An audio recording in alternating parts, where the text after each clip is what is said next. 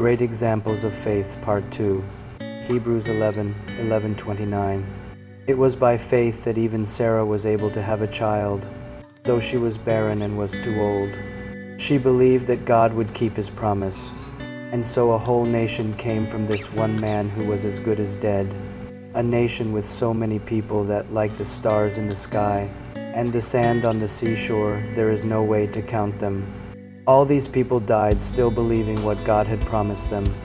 They did not receive what was promised, but they saw it all from a distance and welcomed it.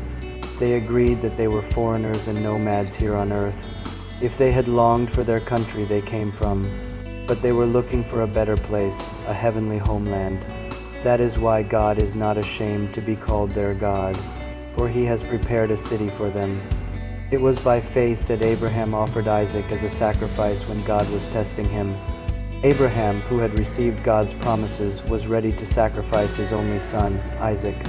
Even though God had told him Isaac is the son through whom your descendants will be counted, Abraham reasoned that if Isaac died, God was able to bring him back to life again.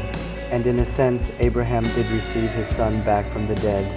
It was by faith that Isaac promised blessings for the future to his sons, Jacob and Esau. It was by faith that Jacob, when he was old and dying, blessed each of Joseph's sons and bowed in worship as he leaned on his staff. It was by faith that Joseph, when he was about to die, said confidently that Egypt, the people of Israel, would leave Egypt. He even commanded them to take his bones with them when they left. It was by faith that Moses' parents hid him for 3 months when he was born. They saw that God had given them an unusual child, and they were not afraid to disobey the king's command. It was by faith that Moses, when he grew up, refused to be called the son of Pharaoh's daughter. He chose to share the oppression of God's people instead of enjoying the fleeting pleasures of sin. He thought it was better to suffer for the sake of Christ than to own the treasures of Egypt, for he was looking ahead to his great reward. It was by faith that Moses left the land of Egypt, not fearing the king's anger. He kept right on going because he kept his eyes on the one who was invisible. It was by faith that Moses commanded the people of Israel to keep the Passover and to sprinkle blood on the doorsteps, so that the angel of death would not kill their firstborn sons.